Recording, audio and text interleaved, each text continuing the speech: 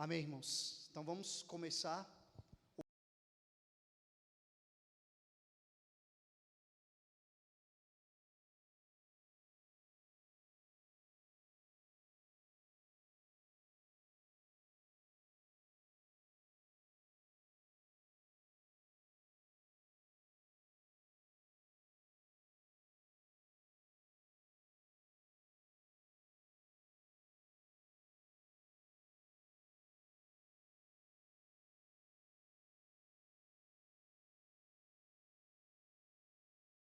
Hoje é a primeira classe da nossa escola de líderes, né? E a gente está bem feliz, porque a intenção é a gente gerar uma identidade, principalmente em quem está escoando essa identidade para o restante da igreja. Então, vocês são difusores dessa identidade, e não só isso, mas como discipuladores e também para quem quer crescer em Cristo. Então, a intenção da escola de líderes é essa, um crescimento a mais, e principalmente que nós caminhemos numa única linguagem como corpo de Cristo e amadurecendo ainda mais, amém? Irmãos, antes da gente ir para a parte da palavra, 5 minutinhos só dando um pano de fundo aqui para vocês. Se alguém perguntar para vocês qual é a visão da igreja, qual o objetivo da igreja, eu quero que vocês tenham isso bem claro, que vocês saibam responder. Às vezes as pessoas perguntam para a gente, qual a visão da tua igreja? Então, eu quero que vocês saibam responder isso de uma maneira muito clara. E a visão da igreja, ela vai estar lá em Efésios 4, versículo 11. Fala assim, Efésios 4, versículo 11. Ele mesmo deu alguns para apóstolos, profetas, evangelistas, pastores, mestres, para o aperfeiçoamento dos santos, para a obra do ministério, para a edificação do corpo de Cristo. Aí entra aqui a visão da igreja. Até que todos cheguemos à unidade da fé, ao conhecimento do Filho de Deus, a um varão perfeito, à medida da estatura completa de Cristo, para que não sejamos mais como meninos inconstantes, levados de vento de doutrina, por enganos de homens, com astúcias fraudulosamente. Irmãos, então a nossa visão é alcançar a unidade da fé, é ter o pleno conhecimento de Cristo. Nós vamos alcançar isso, irmãos, aqui na terra? Não, mas a gente está caminhando para esse alvo. Então, até que todos cheguemos, pelo menos ao objetivo que é conhecer a Cristo. Então, a nossa intenção é cada vez mais uma igreja focada em Cristo, nas coisas de Cristo. Então, essa é a nossa visão, é ter uma unidade de fé, é ter uma única visão, e essa única visão é somente Cristo. É nós estarmos focados no que importa. E para vocês, como líderes, se eu pudesse deixar um texto, seria Efésios.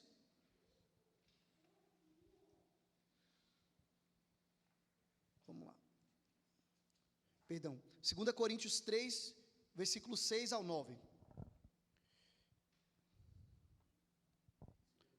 2 Coríntios 3, do versículo 6 ao 9.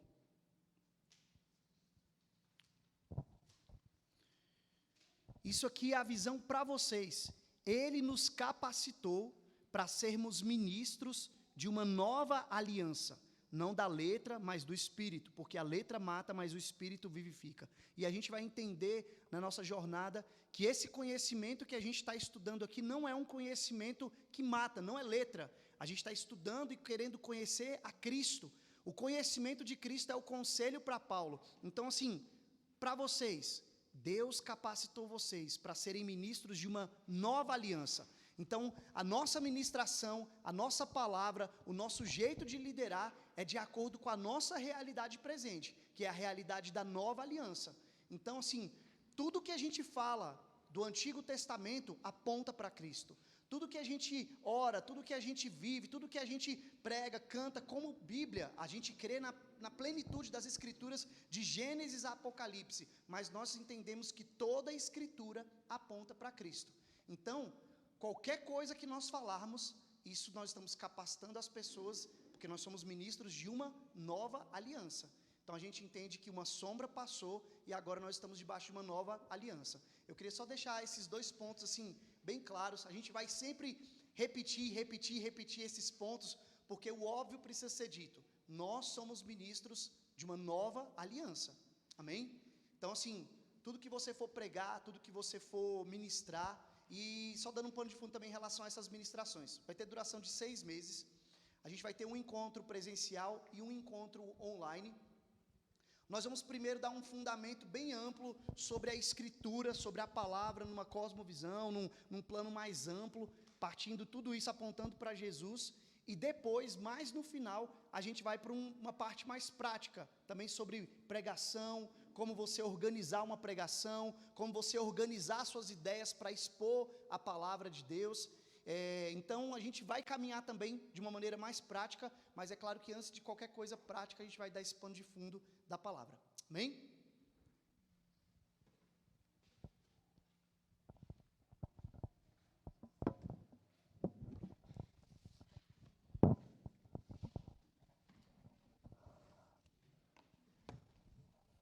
Amém. Vamos abrir aí rapidamente em Filipenses 3.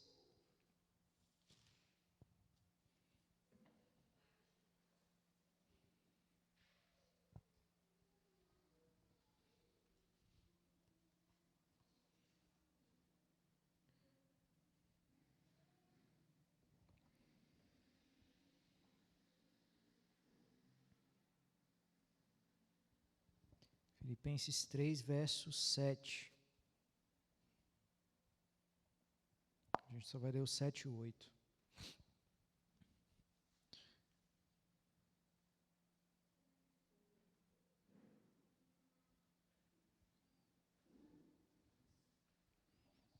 Amém?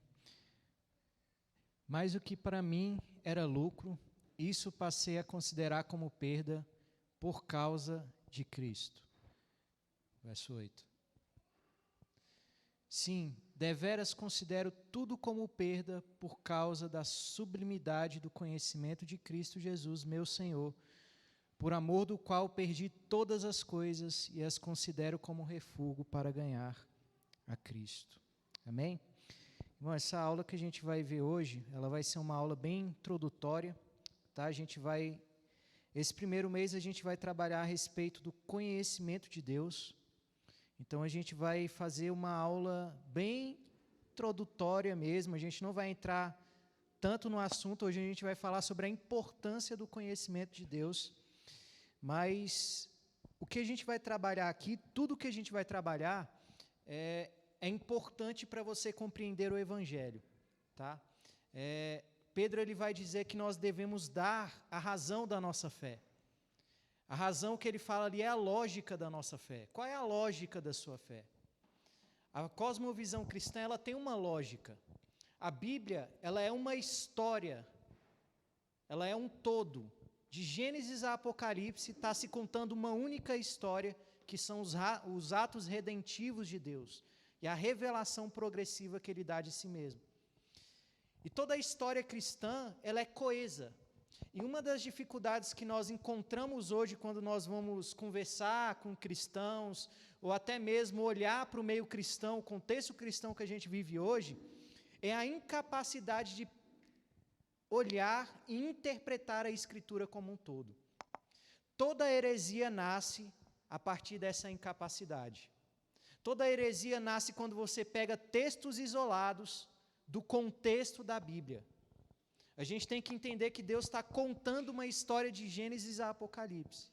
E essa história, ela tem doutrinas, ela tem fundamentos que dá sentido a todas as outras histórias que compõem a Escritura. Então, tudo que a gente vai falar aqui faz parte desse conjunto de doutrinas que dá o sentido ao todo, né? Como a gente vai ver hoje, primeira coisa, o conhecimento de Deus, depois o conhecimento do homem, depois a queda, depois a redenção em Cristo, quem é Cristo, como Cristo redime todas as coisas, a igreja, o que é a igreja, qual é o sentido do propósito eterno da igreja e a consumação de todas as coisas. E isso vai dar um pano de fundo para que quando você leia os textos das Escrituras, você consiga identificar onde aquilo que você está lendo se encaixa no todo. Mas sem isso, a gente fica perdido, porque se você for olhar para a Bíblia, você vai perceber que ela fala várias coisas sobre diversos assuntos, tem várias doutrinas dentro dela, então às vezes a gente fica sem saber por onde começar. E por onde a gente começa? Entendendo o todo. qual é o sentido da história que Deus está contando. Você consegue rodar aquele para ir acompanhando? Ele só vai colocar ali o PDF para a gente ir acompanhando. Ou então a gente pode fazer o seguinte também, eu vou mandar esse PDF no grupo.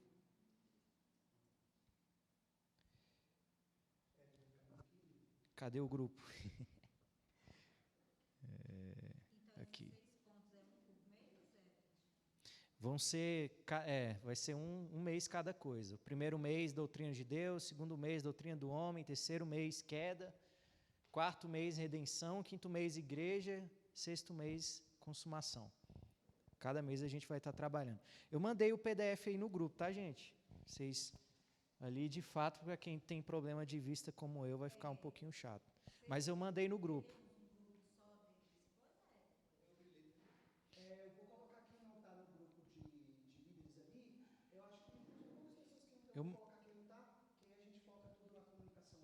Mas eu mandei no geral lá, só abrir lá que você vai conseguir ver.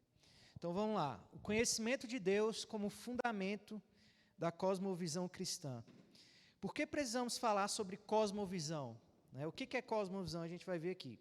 Vivemos em uma sociedade marcada por múltiplas interpretações sobre o sentido da vida e o funcionamento do mundo.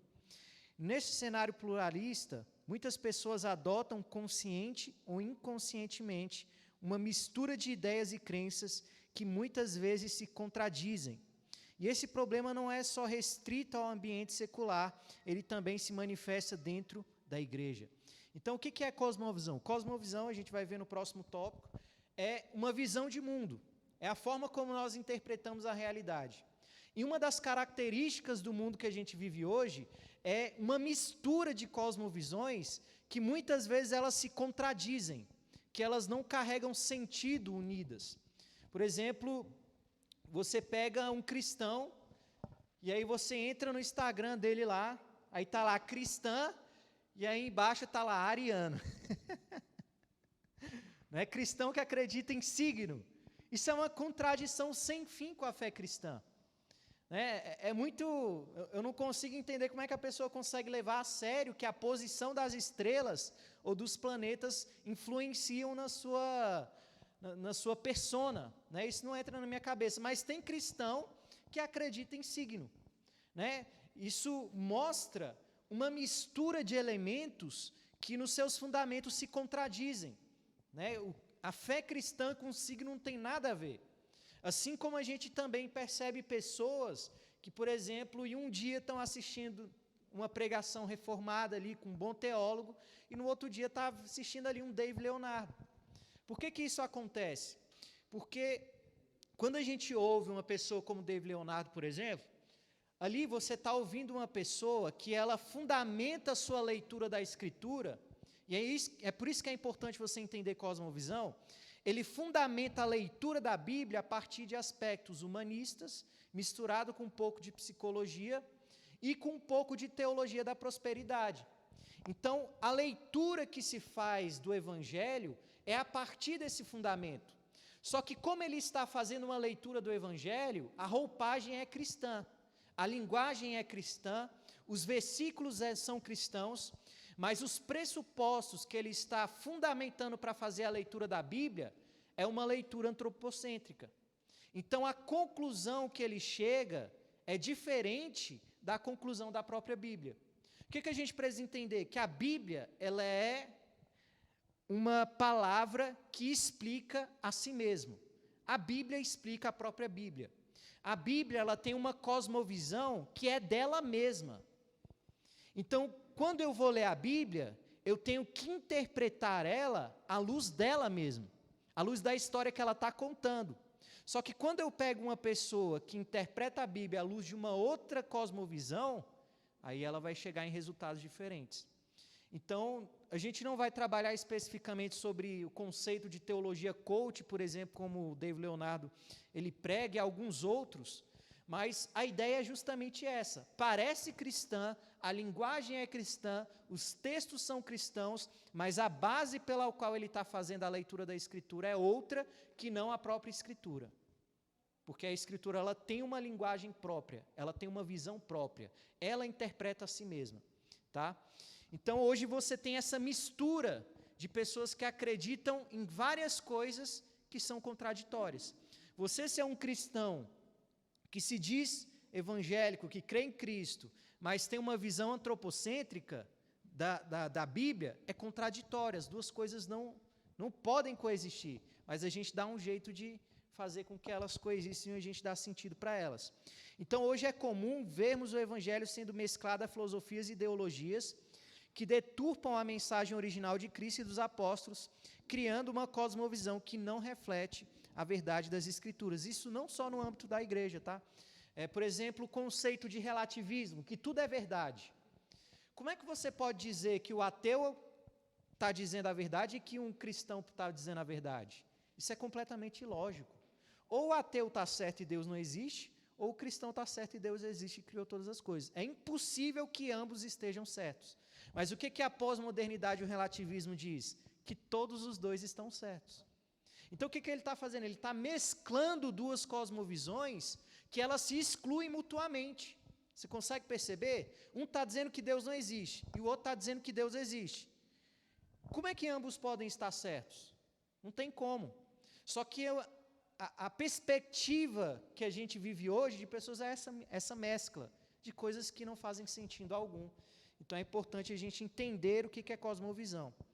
Nossa forma de interpretar a realidade, nossa cosmovisão, molda profundamente tudo que somos e fazemos, nossas decisões, nossos valores, nossos relacionamentos e o sentido que damos à vida. Por isso, é urgente que edifiquemos uma visão de mundo fundamentada na revelação de Deus nas Escrituras. E essa construção só é possível quando começamos pelo alicerce certo, o verdadeiro conhecimento de Deus. Afinal, como veremos nesse estudo, toda a fé cristã está centrada em uma pergunta fundamental: quem é Deus? Então, a gente vai desenvolver isso aqui. Parte 1, cosmovisão e a formação do coração. Cosmovisão é uma questão do coração. Então, vamos lá. Cosmovisão é um conjunto de pressupostos, conscientes ou não, que moldam como compreendemos o mundo, interpretamos a vida e agimos nela. Então, o que é cosmovisão? Cosmovisão é um conjunto de pressupostos. O que é pressuposto? É uma cadeia de coisas, de conhecimento, de interpretações que você utiliza para dar sentido à realidade, para você interpretar as coisas à sua volta. Então, a cosmovisão, ela define para você o significado que você dá à vida, a forma como você utiliza seu tempo, o valor que as pessoas têm, né, aquilo que você busca ativamente no seu dia a dia. Cosmovisão diz respeito à forma como você interpreta toda a realidade como um todo. E cosmovisão é uma coisa que todos nós temos, é uma visão de mundo. Todo mundo tem uma cosmovisão, só que ela pode ser consciente ou inconsciente. Por exemplo, uma pessoa que acredita em signo, ela nunca chegou ao ponto de formular de forma racional e proposicional a ideia que ela tem do signo, mas o signo faz com que ela interprete a realidade à sua volta. Ela interpreta a si a partir do signo, ela interpreta o outro a partir da ideia de signo, só que ela nunca chegou a formular aquilo racionalmente. Então, a cosmovisão é algo que ela tem, que pode ser consciente ou inconsciente. Existem pessoas que entendem a sua cosmovisão e formulam ela de forma proposicional, entendendo a forma como ela interpreta o mundo, e existem pessoas que somente interpretam sem saber o porquê. Por exemplo, você pega pessoas... Antigamente tinha aquela ideia de que se você colocar sua havaiana de cabeça para baixo, sua mãe ia morrer. Quem já viu esse negócio? Tinha gente que acreditava piamente nisso, mas da onde que veio? Não sei, só acredito. Aí, ó. Da onde que veio isso? Eu não sei, mas eu acredito. Então percebe que existem interpretações da realidade que você tem, mas que você não chegou a formular sobre. Então isso é consciente e inconsciente. Tá? E isso é manifesto na forma como você age no mundo. Como é que eu conheço a minha cosmovisão? Através da forma como você vive. Tiago, ele vai dizer, irmãos, não sejam apenas ouvintes, mas praticantes, porque aquele que ouve aquele que somente é ouvinte, engana-se a si mesmo.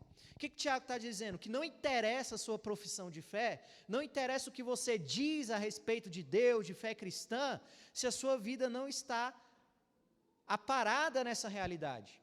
Então a sua cosmovisão, ela é manifesta na forma como você vive. E hoje o que mais existe são cristãos que se dizem cristãos, mas a sua vida eles vivem um ateísmo prático. Eles vivem uma mistura de cosmovisões que não tem como viverem unidas. Por exemplo, tem gente que diz que Deus é tudo para ela, mas Deus não aparece na forma como ela gere o tempo, as decisões que ela toma, os sonhos que ela tem, os projetos que ela deseja conquistar, a forma como ela se relaciona com os outros. Deus não participa de nada na semana dela. Então, ela é uma cristã que vive um ateísmo prático. Percebe uma contradição? Então, cosmovisão, ela é principalmente manifesta não por aquilo que você fala, mas por a forma como você vive. Nós podemos dizer que confiamos em Deus, que vivemos em plena confiança em Deus, mas no momento em que Deus tira o nosso chão material e a gente precisa andar pela fé, a gente sucumbe. A gente morre em ansiedade, a gente morre em angústia, a gente começa a procurar os próprios caminhos. O que isso evidencia? Uma não confiança em Deus. Porque a forma como interpretamos a realidade, ela faz com que nós venhamos agir no mundo de determinada maneira. Então, às vezes, a gente professa uma fé cristã, mas a forma como a gente vive no mundo não é cristã, ou ela não está amparada numa cosmovisão cristã. É por isso que é importante a gente entender os elementos centrais da nossa fé, e a gente pensar a existência, toda a nossa vida, à luz da cosmovisão cristã, para que a nossa prática esteja pautada nisso, para que a nossa confissão de fé seja coerente com aquilo que a gente está vivendo. Então, cosmovisão é principalmente vista na forma como agimos. E a cosmovisão é um compromisso e uma orientação do coração. No nosso tempo, existe uma dicotomia entre mente e coração, né? Quem já viu o pregador quando fala assim, a palavra ela não pode ficar só aqui, ela tem que descer para cá. O que é isso aqui? Isso aqui é uma dicotomia, onde o coração é diferente da mente. Só que na visão judaica cristã, coração, mente, anseios, desejos, é tudo a mesma coisa. Tudo está no coração. Por exemplo, quando Jesus ele fala a respeito dele como alguém que perdoa pecados, os fariseus começam a julgar Jesus e Jesus diz: por que arrazoais no vosso coração dessa forma?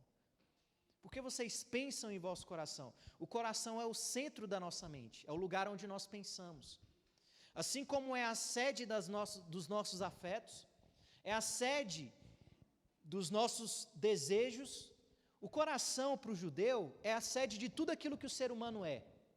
É aquilo que é mais profundo no ser humano. Então, os seus pensamentos, os seus desejos, a sua vontade, tudo é condensado no coração.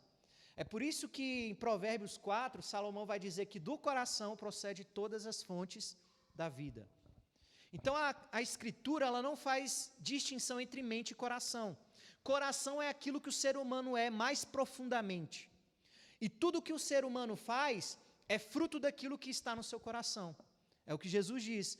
O homem bom tira do bom tesouro do seu coração e o homem mau tira a maldade do mau tesouro do seu coração. A prostituição, os pecados, provém do coração, como Jesus diz. Então, tudo vem do coração. Então, por que é tão difícil mudar uma cosmovisão? Porque ela está enraizada no lugar mais profundo daquilo que o ser humano é. Por que é tão difícil mudar certas práticas? Porque elas habitam no nosso coração.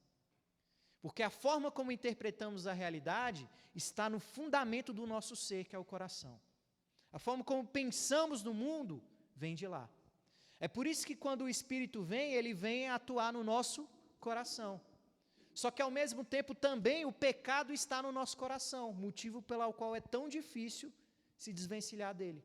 Porque ambos habitam no mais profundo do nosso ser. Então, quando a gente está olhando para uma cosmovisão, a gente está olhando para aquilo que é um compromisso do coração, que é o sistema de valores que nós temos. E Jesus ele diz: aonde está o teu tesouro, ali estará o teu coração. Então, aquilo que você interpreta no mundo como sentido da sua existência, vai moldar todo o seu coração. É por isso que quando a gente vai lidar com algum cristão que não consegue mudar, que não consegue ver a vida de outra perspectiva, a gente tem que atuar nos ídolos do coração dele, porque ele não vai mudar de forma superficial. O problema dele não são as práticas dele, o problema dele é o coração, é aquilo que ele mais ama. Então a gente precisa mexer nos amores dele, senão ele nunca vai ver a vida de outra forma. Ele vai sempre continuar naquilo, porque a cosmovisão é um compromisso do seu coração. E aonde está o coração, onde está o teu tesouro, ali estará o teu coração. E coração é você, por completo. O que você tem como sentido da sua vida, tem você por completo. Você vai sempre se mover em direção àquilo. Então, por exemplo, quando você diz amar a Cristo, mas você ama mais o mundo do que a Cristo, você pode fazer o que você quiser. O seu coração sempre vai te voltar àquilo que você mais ama. Sempre o que você mais ama. Porque ali está a sua cosmovisão, ali está o sentido da sua vida. É por isso que é tão difícil mudar. Então, todos possuem uma cosmovisão e ela define como vemos a realidade, tomamos decisão, nos relacionamos e atribuímos sentido de bem ou mal ao sofrimento, ao propósito e ao destino humano. Então, as principais perguntas, quando a gente quer entender a cosmovisão de alguém, as principais perguntas que a gente tem que entender e respostas que a gente tem que encontrar são aquelas ali. Quem é o ser humano? Qual é o propósito do mundo? O que deu de errado no mundo? Qual é a solução e como devemos viver? Toda cosmovisão, toda religião que você procurar por aí, tudo tem alguma resposta para esses elementos aqui. Todas. Todas. Todas têm que responder o que é o ser humano, do que ele é feito, da onde que ele veio, qual é o sentido da sua existência, qual é o propósito do mundo, por que tudo ao invés de nada. Toda cosmovisão, até o ateísmo tem que dar uma resposta para isso aqui. O que deu de errado com o mundo, o problema do mal. Toda cosmovisão, toda religião tem que dar uma resposta para o problema do mundo. Por que o mal existe? Né? Qual é a solução? Ou seja, qual é o Cristo? O que resolve o problema do mal? Toda cosmovisão, toda religião, ela tem uma solução para o problema do mal. E como nós devemos viver nesse mundo. Então, se você quer conhecer a cosmovisão de alguém, você tem que entender essas perguntas ali. Você tem que encontrar respostas para elas. A forma como expressamos a nossa cosmovisão, esse conjunto de crenças e pressupostos, é através de uma história. Deus revelou a verdade ao povo de Israel por meio da história e não por conceitos abstratos. Nossa identidade é moldada por narrativas e toda cosmovisão é sustentada por uma metanarrativa. A cosmovisão cristã é baseada na grande história da Escritura, criação, queda, redenção e consumação. Vamos lá. Toda cosmovisão, ela é formulada através de uma história. E isso se dá porque Deus nos criou como seres narrativos. Deus nos criou dessa forma. E todas as vezes que nós vamos pensar uma cosmovisão, ela se dá por intermédio de uma história. Por exemplo, o cristianismo. O Deus Criador que fez todas as coisas para a sua própria glória, criou o homem à sua imagem, o homem cai e Deus vai lá, começa a manifestar a promessa de redenção, vem Cristo, redime e quando ele voltar vai restaurar todas as coisas. O que a gente tem aqui? Uma história, criação, queda, redenção, consumação. Mas toda forma de cosmovisão, ela se vai dar por intermédio de uma história. E é impossível que a gente escape disso. E esse é um dos motivos pelos quais Deus dá a Escritura para o povo de Israel, por exemplo. Como é que Israel se definia sua própria identidade? Por intermédio da história que estava sendo escrita com eles. Deus manda Israel escrever tudo o que acontecia. Porque Israel, eles não tinham a permissão de olharem para si e definirem a sua própria identidade por si mesmos. Como é que eles definiam? Através da história que estava sendo contada. Deus nos dá as Escrituras para que a gente possa perceber e entender a nossa identidade, o nosso lugar e o sentido da nossa vida através da história que Ele está contando nas Escrituras. Então, a forma de identidade, tanto do povo de Israel, quanto da igreja, é através da história da redenção. Mas nós, como seres narrativos, a gente não consegue escapar disso. Por exemplo, vamos pegar uma cobaia aqui. Vamos pegar o pastor primeiro. Quem é o Éder? Me fala quem é você. Quem é o Éder?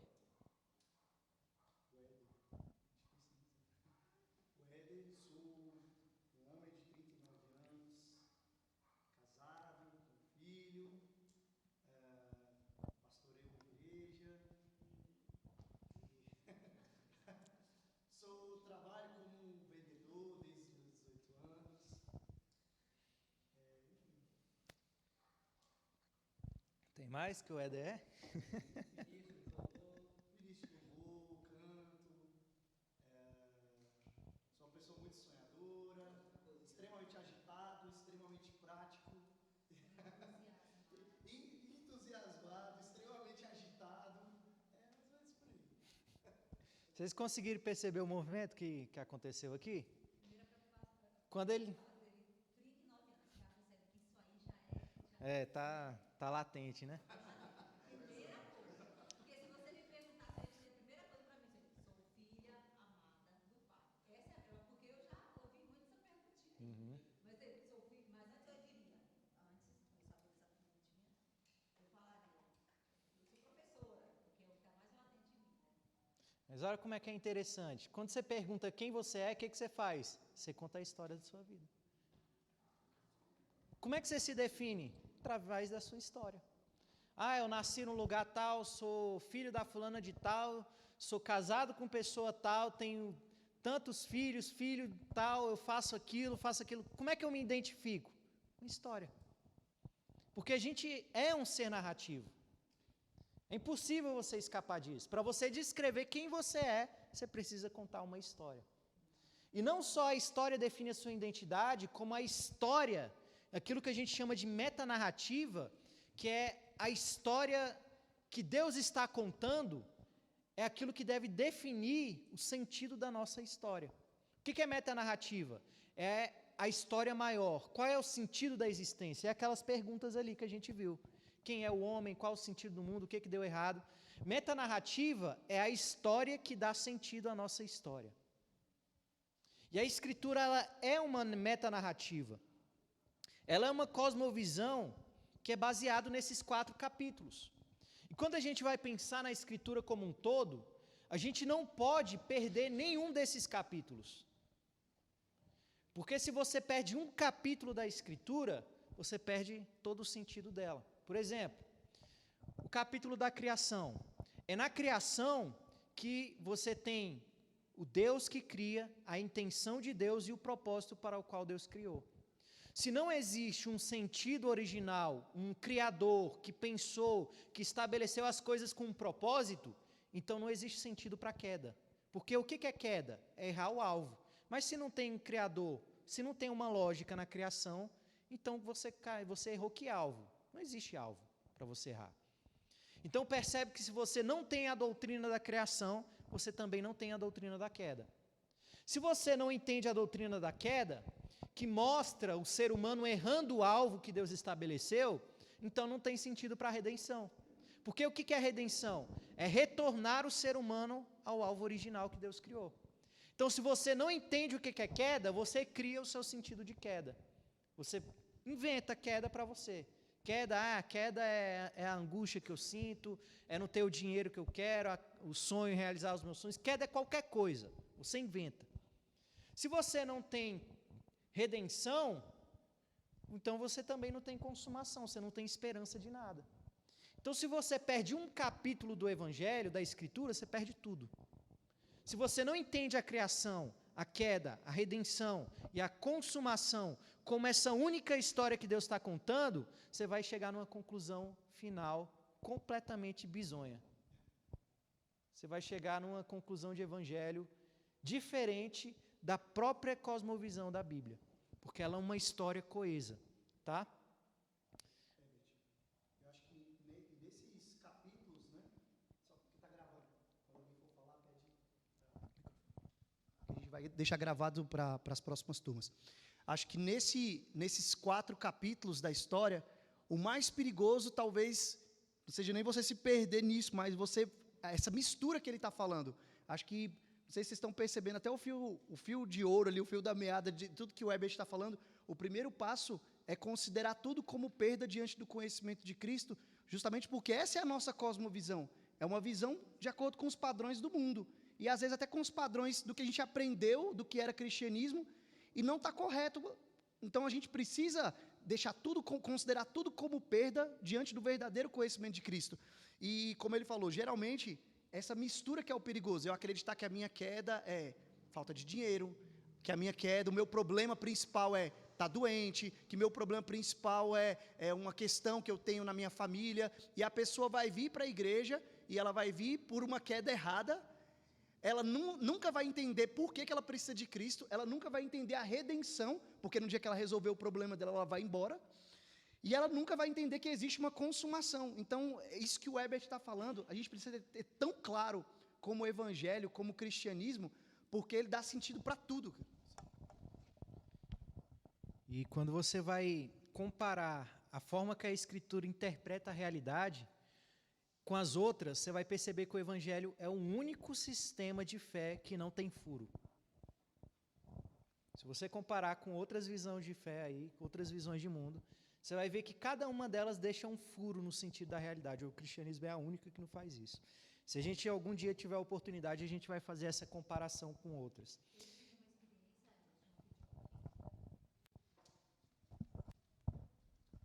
Eu tive uma experiência de perguntar para alguém exatamente isso, né? Porque a gente tem muito claro essa questão, né? Dessas etapas. E uma pessoa um vendedor chegou até a mim e foi falar sobre ele acreditava nos elfos, né? Acreditava em que tem uma religião aqui no Alto Paraíso, por ali, ou é Goiânia, ali é Goiânia. E fala o seguinte, aí tem uma fazenda, e tem uma pessoa lá, e ele foi me contar toda a história, né, que tem uma pessoa, uma mentora, que foi uma pessoa que teve um contato com os seres extraterrestres, e ele foi contar. Aí eu falei, tá bom, deixa eu te perguntar só uma coisa, qual é a explicação que essa religião, essa seita dá para você, quanto aquelas pessoas que ainda não conheceram essa seita e morreram antes disso? Entendeu? Porque você está me falando que isso foi em 1980 e pouco. E quem nasceu antes disso, então, não vai ter oportunidade de ser resgatada pelos elfos? Ou seja, ele não tinha uma explicação para isso. E ele era uma pessoa entendida, ele era lá da liderança. Ele não soube me explicar, ou seja, não é completa. A religião, a seita dele, não teve explicação para isso. Né? Não tem, e nós temos, né, que o Senhor, ele se revela, em espírito, ele se revela a todos, até os mortos, os que vieram antes dele. Né? Mas é exatamente isso. Se você for estrinchar cada cosmovisão, você vai ver que elas deixam furo. Vai ver que em alguma medida, seja na resposta de quem o ser humano o problema do mal, você vai perceber que cada uma delas vão deixar um furo em alguma coisa, mas o cristianismo, ele vai... A Bíblia, ela tem respostas muito sinceras para cada coisa, ela não esconde nada. Né? Se a gente tiver a oportunidade, a gente vai ver isso. Então, a parte 2 aqui, o conhecimento de Deus como fundamento, a centralidade de Deus. Como descer ali? Ou então acompanhar no celular, quem tiver dificuldade de enxergar.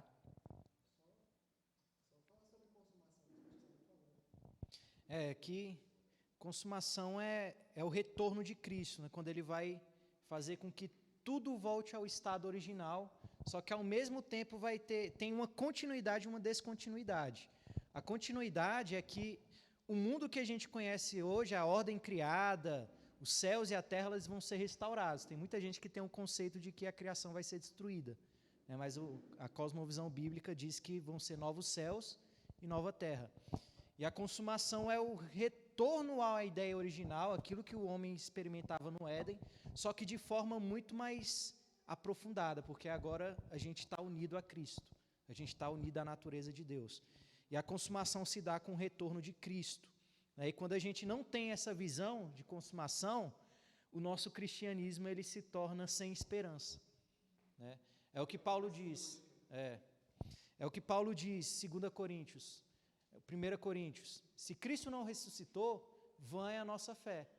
Comamos e bebamos porque amanhã morreremos. O que ele está dizendo? Se não existe ressurreição, não existe esperança de futuro. Então nós somos os mais miseráveis de todos os homens. Se não existe promessa de futuro, então o sentido da vida é o hedonismo, é você se entregar ao prazer, maximizar o prazer e fugir da dor o máximo que você puder. Vamos comer e beber porque amanhã a gente vai morrer. Então, cada ponto da cosmovisão é importante. Se você não tem um, você perde o todo. Tá? Então, vamos lá. Todo sentido da cosmovisão cristã tem o seu sentido fundamental na pessoa de Deus. De forma que essa grande história começa com Deus e termina com Deus. O conhecimento de Deus é o fundamento básico de toda a cosmovisão cristã, desde a sua teologia à prática. Todo erro, toda heresia ou erro doutrinário é um resultado de uma concepção distorcida sobre Deus. Então aqui a gente entra na nossa introdução. O conhecimento de Deus é a base de toda a cosmovisão cristã. Como a gente viu um pouco atrás, as perguntas que se fazem em toda a cosmovisão é quem é o ser humano, propósito do mundo, o que deu de errado com o mundo, qual é a solução e como devemos viver. Mas a cosmovisão, especificamente ela começa com quem é Deus.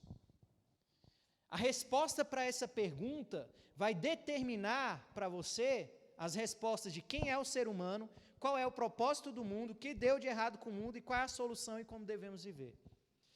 O conhecimento de Deus é a ideia fundamental por trás de toda a doutrina da Escritura. Tudo que você tem na Escritura, ela depende do conhecimento de Deus. Todo o Evangelho depende do conhecimento de Deus. Por que esse Deus que a gente adora, ele não somente perdoou as pessoas e falou assim, está todo mundo perdoado, mas ele teve que matar o seu filho? Por que ele teve que esmagar o seu filho? Por causa do tipo de Deus que ele é. Por causa da natureza que ele tem como Deus.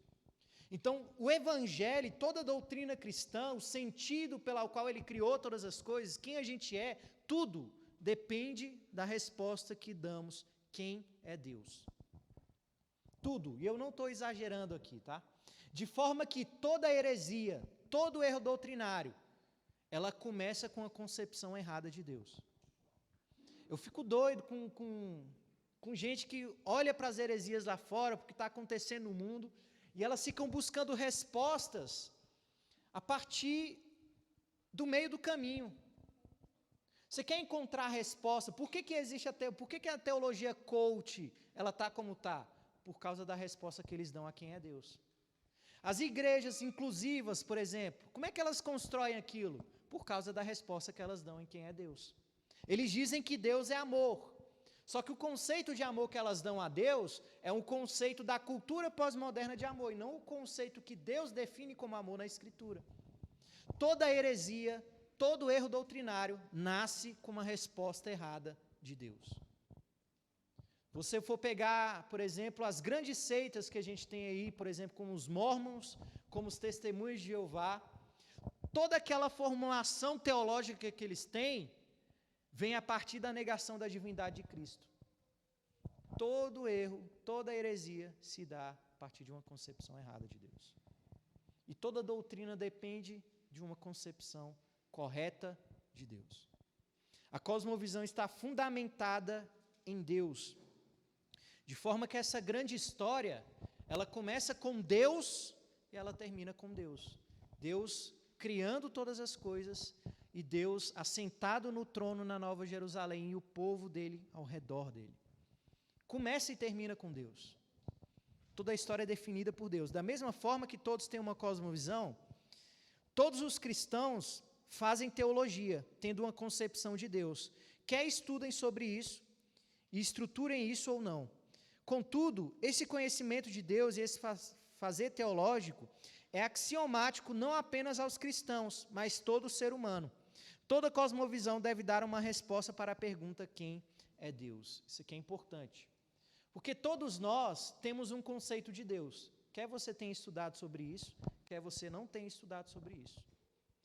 Você lembra que a cosmovisão ela é consciente ou inconsciente? Toda cosmovisão tem um entendimento ou uma resposta a respeito de Deus. você estudando sobre ela ou não. De forma que todo cristão, ou todo não cristão, faz teologia. Todos nós respondemos a essa pergunta, quem é Deus? E a resposta que damos a quem é Deus, ela determina a forma como nós interpretamos a realidade à nossa volta e o sentido que nós damos àquelas perguntas que nós vimos. Quer você seja cristão, quer não. Por exemplo, você teve na história ali no iluminismo um cara chamado Immanuel Kant, que disse que Deus, ele não participa da criação.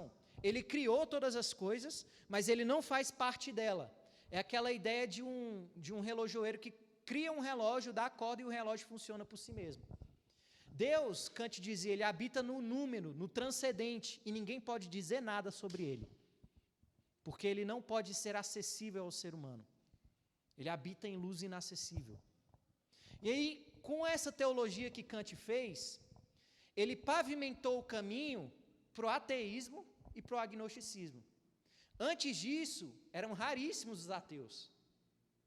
Só que a teologia que Kant fez, pavimentou o caminho para o ateu dizendo que se eu não posso conhecer a Deus e eu não posso dizer nada sobre ele, então certamente ele não existe.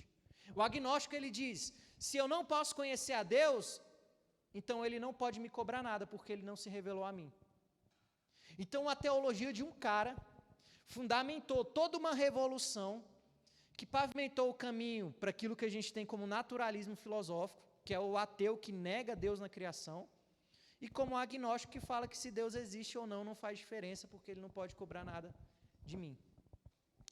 E isso gerou o niilismo, que é a perda de sentido, porque se Deus não existe sentido em nada, tudo é o acaso, então nada tem sentido, e o niilismo gerou o pós-modernismo, porque se nada tem sentido e nada é verdade, então tudo é verdade. Então olha só, a teologia de um cara na história pavimentou um caminho que fundamentou várias revoluções posteriores a ele, de pessoas que responderam quem é Deus. E quando você vai olhar até para o ateísmo, até o ateu tem que levar Deus em consideração, que seja até mesmo para negá-lo, mas ele não pode fugir de um conceito de Deus.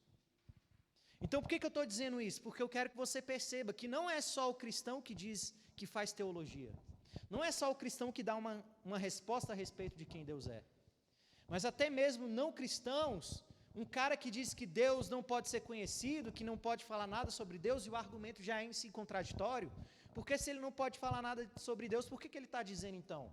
Já que não pode falar nada, então não tenho nada para falar. Então quem garante que ele não está errado na formulação dele? Só que isso formulou várias revoluções e chegou no pós-modernismo a partir de um conceito de Deus, uma resposta sobre quem é Deus. E hoje, para o pós-moderno, Deus é a alma do mundo e todos os caminhos levam a Deus. Então todo mundo faz teologia, todo mundo. Você tem uma resposta sobre quem é Deus, mesmo que você nunca tenha aberto um livro falando sobre a doutrina de Deus. Mesmo que você nunca tenha ouvido falar sobre trindade, sobre a onipotência, onisciência, o Deus imanente, atributos comunicáveis, atributos incomunicáveis, mesmo que você não tenha ouvido falar nada sobre isso, você tem um conceito de Deus. E esse conceito de Deus determina a forma como você vive no mundo, a forma como você interpreta a realidade. O seu vizinho ateu também tem que levar Deus em consideração até para negá-lo. E as pessoas e os pós-modernos também têm que levar a questão Deus em consideração para que eles possam dar sentido à sua realidade. Então, Deus é um conceito que ninguém foge, ninguém pode fugir. É impossível que isso aconteça. Você tendo pensado sobre isso, você não tendo pensado sobre isso. E o problema da igreja contemporânea é que muitos estão entediados com Deus. Buscamos um evangelho útil que resolva nossos problemas, mas perdemos o assombro diante da majestade divina. Esquecemos que o maior problema do ser humano é Deus, assim como também o seu maior consolo. Eu tive uma experiência alguns anos atrás, onde eu decidi que em todas as igrejas que eu fosse pregar, inclusive na minha, eu ia começar sempre com a doutrina de Deus. Todas. E sabe o que eu percebi? As pessoas ficavam extremamente entediadas. Extremamente. Elas começavam a bocejar, começavam a ficar com sono, a ficar dispersa. Você via claramente o desinteresse e o quão tedioso era para aquelas pessoas pensar sobre Deus. Só que quando eu ia trazer a prática, ou a aplicação daquilo que eu estava dizendo, aí começava a dar glória, aí o culto inflamava. Aí o negócio, aí todo mundo começava a prestar atenção, mas quando se começou a falar sobre Deus, tédio. Deus virou um tédio. Pensar sobre quem Ele é, como Ele age, virou tedioso para a gente. A gente se tornou uma geração pragmática, a gente quer saber o que é útil para mim agora na minha prática de vida. O que é aplicável para mim agora? Pensar sobre Deus se tornou algo indigno, porque Deus não é prático para mim. O que saber que Ele é onisciente diz respeito à forma como eu vou viver a minha vida? Ou como eu vou trabalhar amanhã?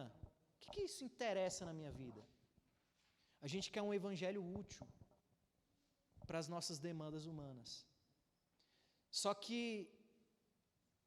Deus não tem nenhum consolo para te dar a parte dele mesmo. A única coisa que existe a parte dele mesmo é juízo e sofrimento e ira. Deus não tem nenhum consolo para dar para ninguém a parte dele. Todo consolo que ele dá a nós é ele mesmo. A dádiva do Evangelho é Ele mesmo. Tudo que a gente tem como teologia prática depende de uma resposta dele. Depende daquilo que você diz, quem é Deus. Então, buscar um Evangelho útil que ignora Deus é tolice. Fico triste demais quando eu ouço.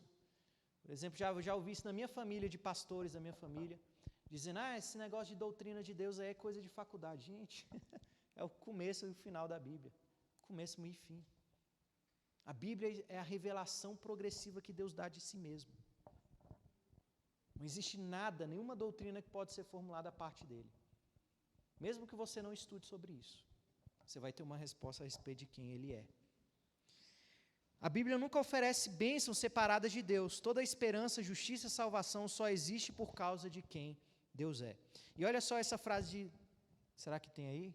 Do A.W. Tozer? Não. Está no outro. Mas eu vou ler aqui. Olha o que a A.W. Tozer diz. Aquilo que nos vem à mente quando pensamos em Deus é a coisa mais importante sobre nós mesmos. A história espiritual do homem mostra, sem sombra de dúvida, que nenhuma religião jamais foi maior do que o seu conceito de Deus. Aquilo que você pensa sobre Deus é a coisa mais importante sobre você. Como a gente já viu, um conceito de Deus mudou todo o curso da história.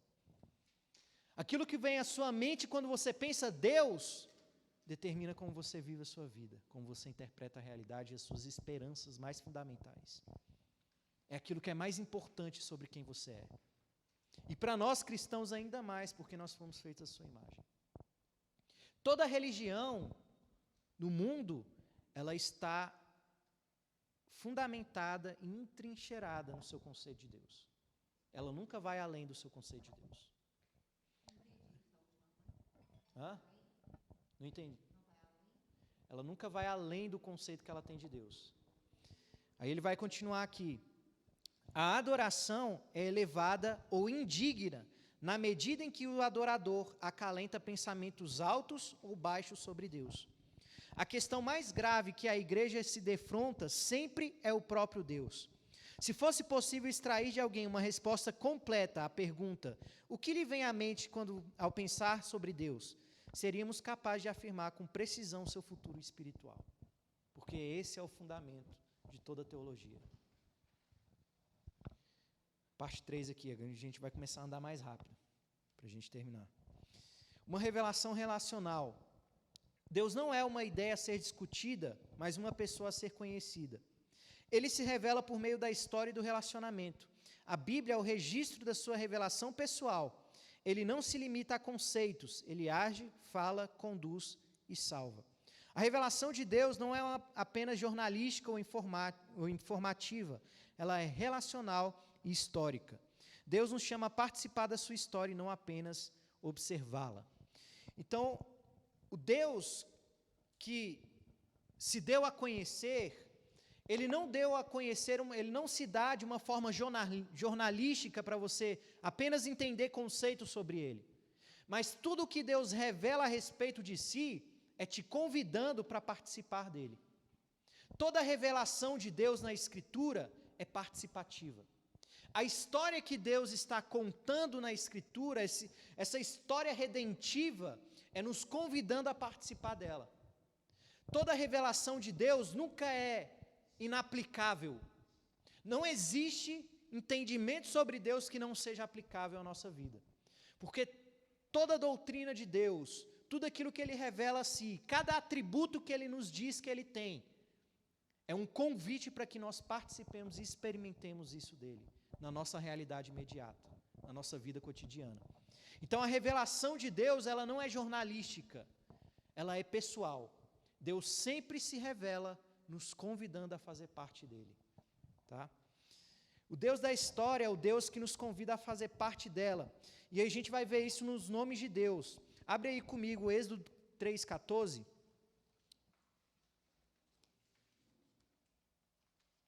A gente viu que Deus...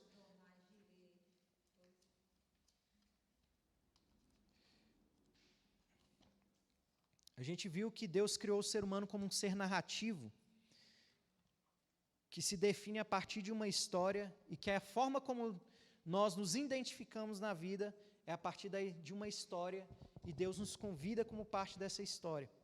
E lá em Êxodo, capítulo 3, verso 4, Deus vai revelar o seu nome a Moisés. Diz assim: vendo o Senhor que ele se voltava para ver, Deus no meio da sarça chamou e disse: Moisés, Moisés, ele respondeu: eis-me aqui. Próximo. Deus continuou: não te chegues para cá, tira a sandália dos teus pés, porque o lugar em que estás é terra santa. Disse mais: eu sou o Deus do teu pai, o Deus de Abraão, o Deus de Isaque, o Deus de Jacó. Moisés escondeu o rosto porque temeu olhar para Deus. Disse ainda o Senhor: certamente vi a aflição do meu povo que está no Egito, ouvi o seu clamor por causa dos seus exatores, conheço-lhe o sofrimento. Por isso desci a fim de livrá-los da mão dos egípcios e para fazê-los subir daquela terra a uma terra boa e ampla, terra que emana leite e mel, o lugar do cananeu, do eteu, do amorreu, do ferezeu, do eveu e do jebuseu. Vamos lá. Moisés, Deus chama Moisés para libertar o povo de Israel. E Moisés, ele começa a falar algumas coisas da sua dificuldade para aquela missão. E aí Moisés, ele faz uma pergunta: em nome de quem eu vou dizer que eu estou indo? O que eu vou dizer para Faraó? Aí Deus diz: diga que o eu sou te enviou. Então o que Deus está fazendo aqui? Deus está dando uma resposta à pergunta de Moisés: qual é o seu nome? Quem você é?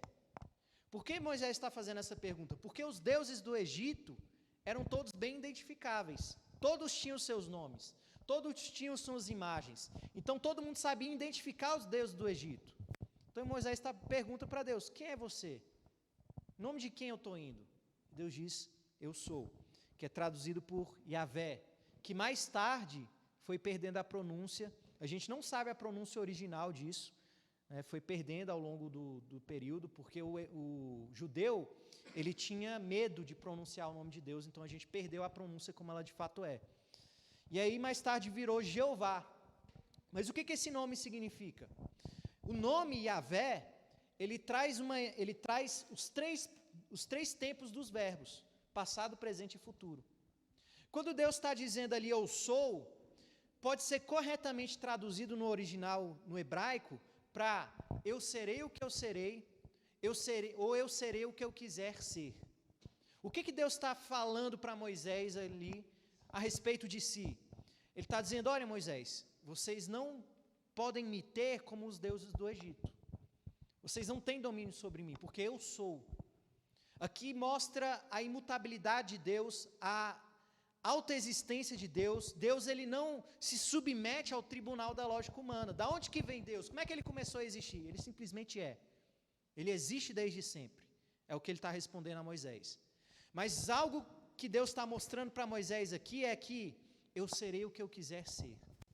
Ou seja, vocês não têm domínio sobre mim, mas eu vou ser o que vocês precisarem. Não no sentido de que Deus vai ser aquele que vai satisfazer todo o desejo humano e carnal, mas no sentido de que Deus vai ser tudo aquilo que Israel necessitar. Deus é tudo para Israel. É o que está sendo dito. Eu serei o que eu quiser ser. Eu vou ser o que vocês precisarem. E esse nome que Deus dá se mostra na relação de Deus com Israel. Porque Deus está mostrando aqui que o que Ele é vai ser descrito a partir da revelação que Ele tem com o seu povo. Quando Deus diz, eu serei o que eu quiser ser, ou seja, eu vou ser o que vocês precisarem, Deus está dizendo que vocês vão me conhecer somente a partir da relação que eu vou ter com vocês. Tanto que a partir desse nome se aparecem compostos, que eu coloquei alguns ali. Tem como? Está mais para cima, para baixo? Está onde? Tem como descer ali? Pode descer.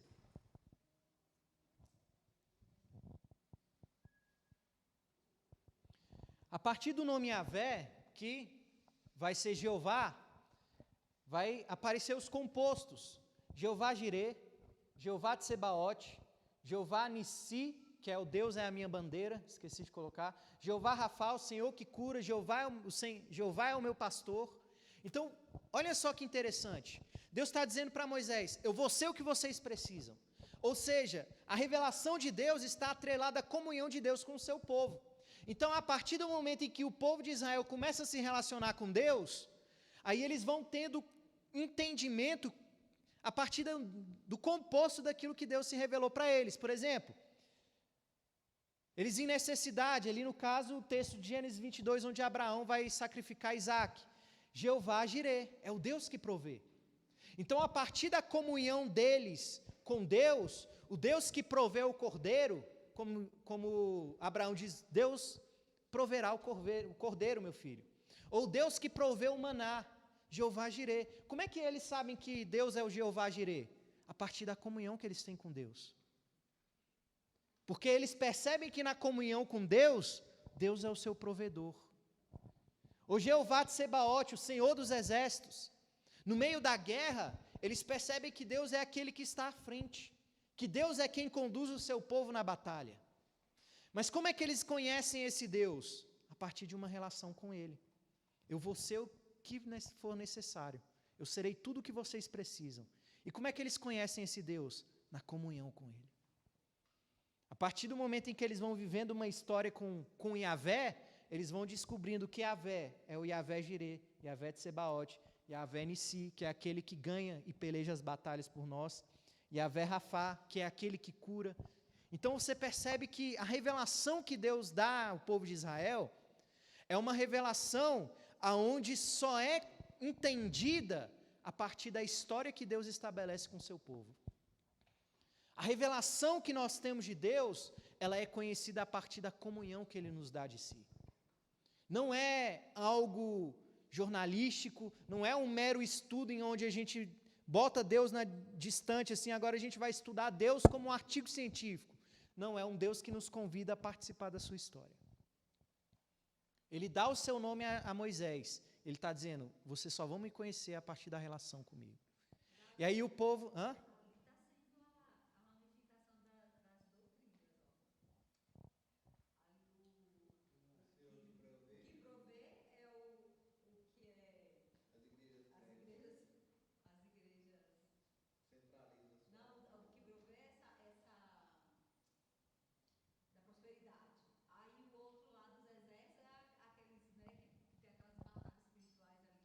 Sim. Isso não é... Sim. Mas por que acontece esse tipo de coisa aí? Porque elas partem de uma leitura da Bíblia a partir de outro fundamento. Quando você parte na leitura de que esse Deus... Porque Yahvé é o Deus que é em si mesmo. Ele é pré-existente. Ele é o que sustenta todas as coisas. Ele é o que cria todas as coisas. Ele é o que define todas as coisas. Ele é o tudo de tudo. Então, quando ele se diz que é Yahvé, ele está dizendo isso também. Então, quando você tem esse Deus que é o tudo de tudo, e ele está dizendo que ele vai se revelar como tudo a partir da história que você tem com ele, não tem como você chegar nesse tipo de heresia. porque ele já está se mostrando como absoluto. Ele já está dizendo o quão absoluto ele é. Só que aí a gente começa a entrar nesse campo da heresia, quando o homem se torna absoluto, aí eu me volto para aquilo que ele pode me fazer por mim. Eu esqueço que Yahvé, antes de ser o Deus que se revela na minha história, e que diz que vai se manifestar na minha relação, na relação com ele, eu me coloco como absoluto ali. Então... Sobre essa questão, acho que seria bem parecido com a pergunta que ele fez, né? Tipo, quem é você? E eu me determinar como um só dos meus fatores. Por exemplo, eu sou vendedor, mas eu sou muito mais do que isso. Tem muito mais características sobre o Éder do que isso. Isso não define quem eu sou, apesar de também ser uma característica minha. E as heresias, elas nascem quando você não tem uma cosmovisão sobre Deus, mas você pega uma característica específica de Deus, maximiza aquilo e você resume Deus àquilo, né?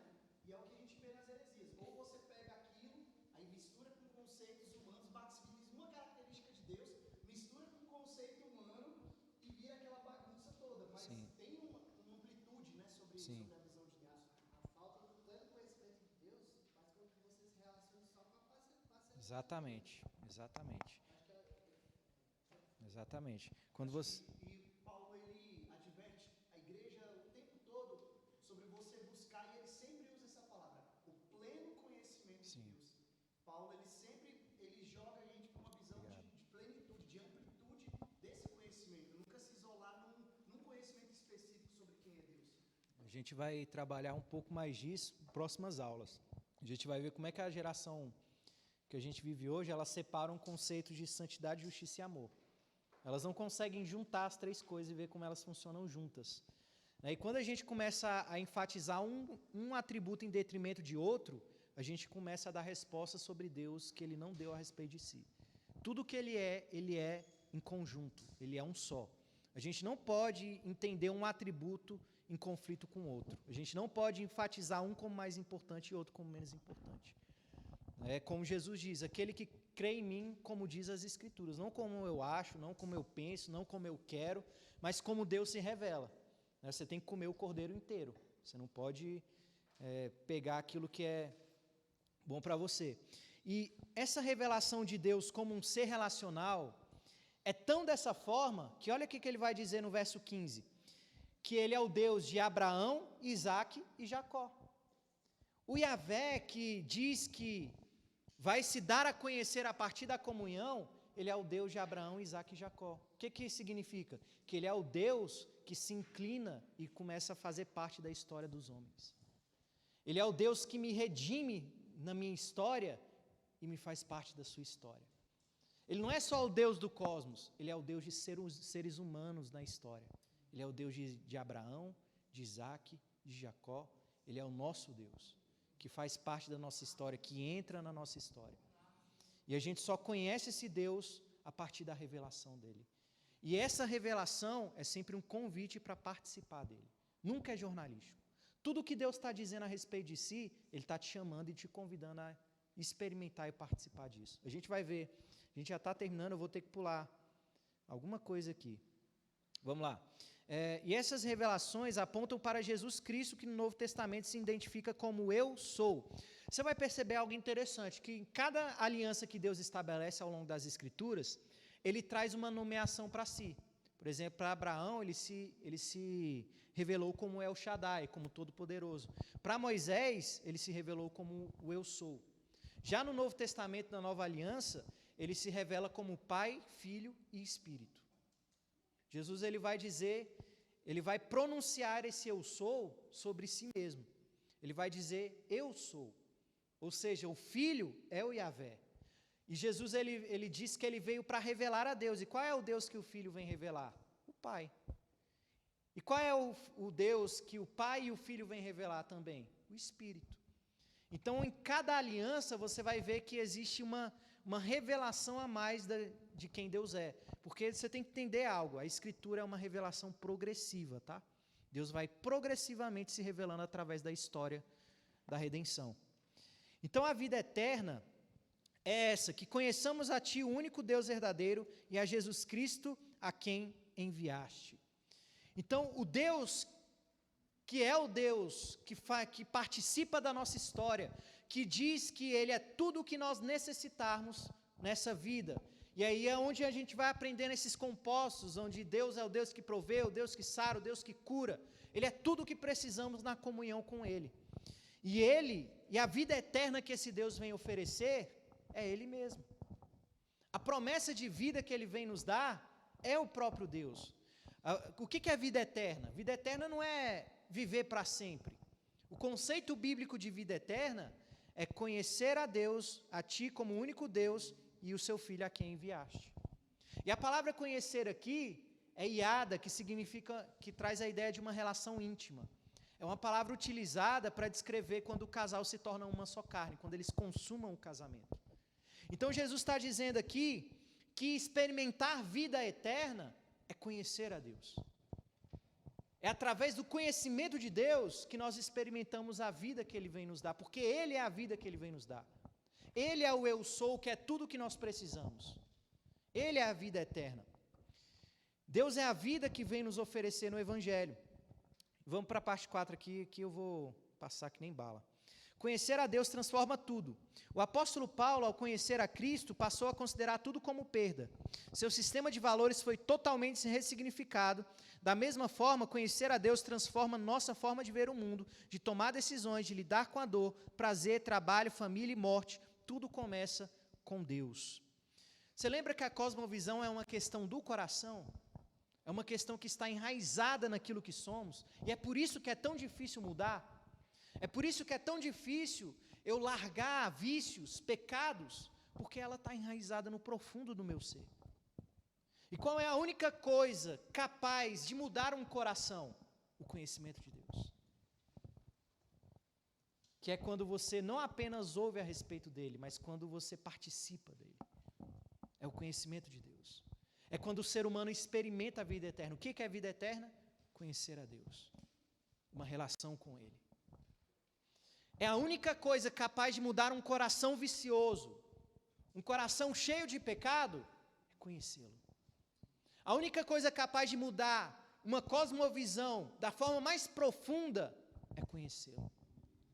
João vai dizer lá na sua epístola que aqueles que o conhecem o obedecem, mas aqueles que não obedecem é mentiroso e a verdade não está nele. Olha o que João está dizendo. Se você o conhece, você vai obedecê-lo. Se você o conhecer, sua forma de interpretar a realidade vai ser alterada.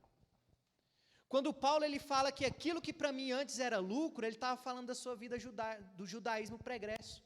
A forma de Paulo interpretar a vida era a partir do seu farisaísmo, aonde ele era fariseu de fariseus, segundo a tribo de Benjamim.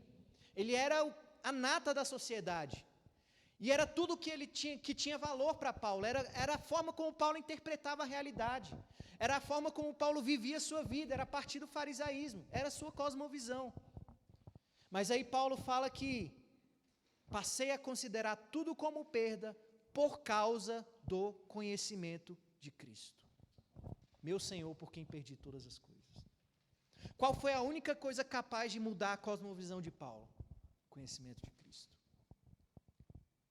E nessa mesma carta aos Filipenses, por exemplo, Paulo ele está preso e ele está esperando uma sentença de morte ou de soltura. Ele não sabe o que vai vir. E no capítulo 1, ele vai dizer que para mim morrer é lucro e viver é Cristo. E aí você pergunta, o que para um cara desse? Se ele morrer, para ele é lucro. E para ele viver é somente Cristo. O que para ele? Não para. Por quê? Porque ele conheceu a Deus. É a única coisa capaz de mudar uma cosmovisão. É a única coisa capaz de mudar toda a nossa formulação de vida. De mudar o seu sistema de valores. De mudar a forma como você vai calcular, a forma como você gasta o seu tempo. As escolhas que você faz. Os desejos mais profundos do seu coração. Só pode vir do conhecimento de Deus.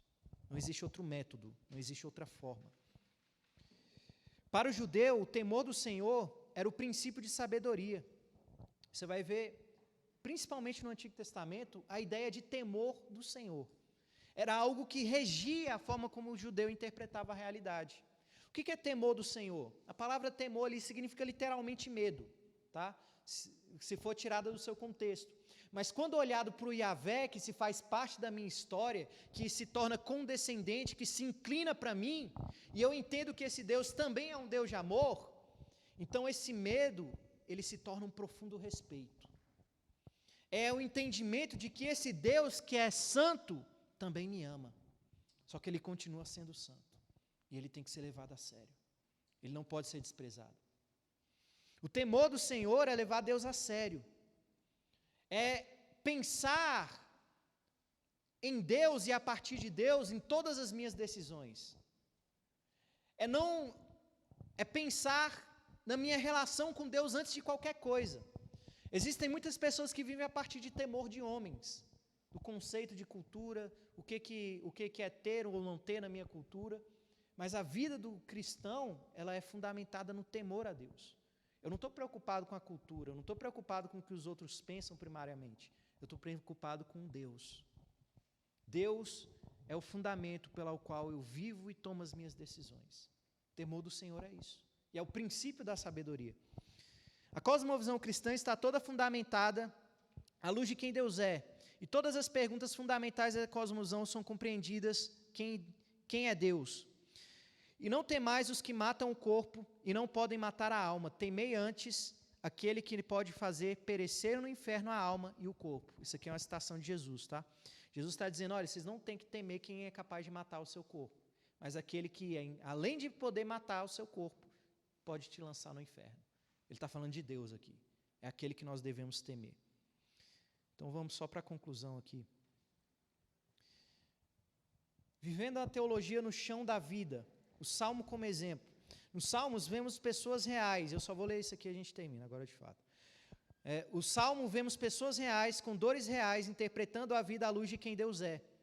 O Salmo 73 é um exemplo disso. O salmista quase tropeça ao ver a prosperidade dos ímpios, mas a sua cosmovisão é restaurada ao contemplar Deus ao seu santuário. Eles estão fazendo teologia, o salmista, à luz da realidade de quem Deus é no chão da sua existência. Você vai perceber algo que é muito interessante nos Salmos, que os salmistas, eles estão fazendo teologia, eles estão pensando a respeito de quem Deus é. Então os salmistas vão falar a respeito da soberania de Deus, da onisciência de Deus, da onipresença de Deus, só que todos os salmos você vai ver que eles vão pensar isso à luz da sua própria existência. Abre comigo o Salmo 139 para você só ver um exemplo disso.